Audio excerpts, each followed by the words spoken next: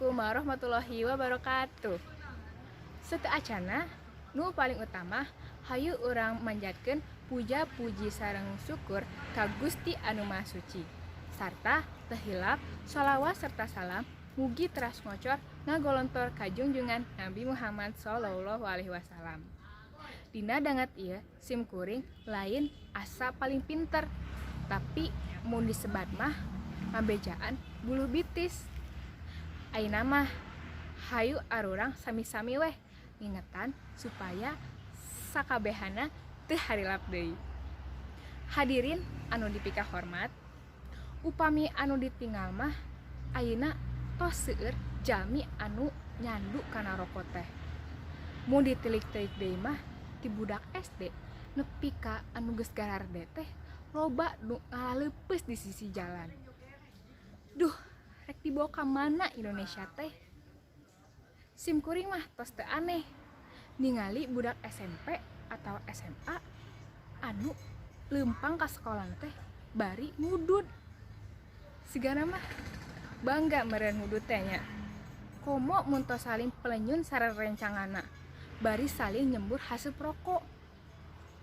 Kadang mah sok ngarasa aneh pan di dinya teh tos dijelaskeun yen udud teh bisa ngakibatkeun impotensi, gangguan kehamilan, kanker, jeung anu paling parahna bisa ngakibatkeun maot akibat penyakit-penyakit tadi. Tapi anu paling aneh mah naha jalmi teh asa caruek siga nu ngeunah ngudud teh. Tapi mun dipikir-pikir mah urang meulian udud teh sarua wae urang teh meulian panyakit ke diri sorangan. Iya bahaya urang ngudud teh. Nu kahiji bahaya ke diri urang sorangan. Bahaya tina ngudud atau ngarokok ieu teh seueur pisan. Komo kanggo pribados mah nu mimiti teu meakeun duit, nepi ka kasetan oge jadi kaganggu. Dina rokok eta teh ngandung zat kimia sapertos nikotin, metanol anu bahaya pisan lamun asup kanu tubuh arurang. Bisa ngakibatkeun kanker, jantung, stroke, jeung sejenna. Jeung tong hilap dina rokok eta teh ngandung zat adiktif anu mantak ngarokok teh dideuyan atau kacanduan teh. Anu kadua bahaya keur batur. Bahaya dina ngarokok oge lain ngan saukur keur diri sorangan, tapi ka batur oge mangaruhan. Lain tina haseupna hungkul anu ngandung karbon dioksida anu ngaracun, tapi tingali geura dina kandungan zat kimia anu aya dina rokok eta teh. Duh, bahaya pisan lah pokona eta rokok teh. Geus mah ngabahayakeun ka diri sorangan, ngabahayakeun oge ka jalma anu rea. Cobi manfaatkeun kanu sejen. Urang teh ulah sok ngudud kitulah.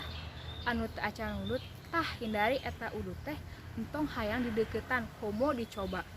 Anu tos ngudud sok atuh eureunan ti ayeuna saeutik-eutik nepi ka beneran eureun. Tah kembangkeun weh arti hirup ku anjeun jeung ingat ulah lah ngabeak-beakeun duit kanggo ngadurukan rokok. Sabab arurang bisa nganggo anu lain anu leuwih bermanfaat kanggo diri urang jeung kanggo masa depan arurang. Mung sakieu nu tiasa abdi dugikeun, hapunten bila aya kata-kata anu lepat atau teu ngeunah kanu hate. Mung kasempurnaan datangna ti Allah jeung kasalahan datangna ti abdi. Saninten buah saninten, sambil diparapatan. Hapunten bila aya kalepatan. Wassalamualaikum warahmatullahi wabarakatuh.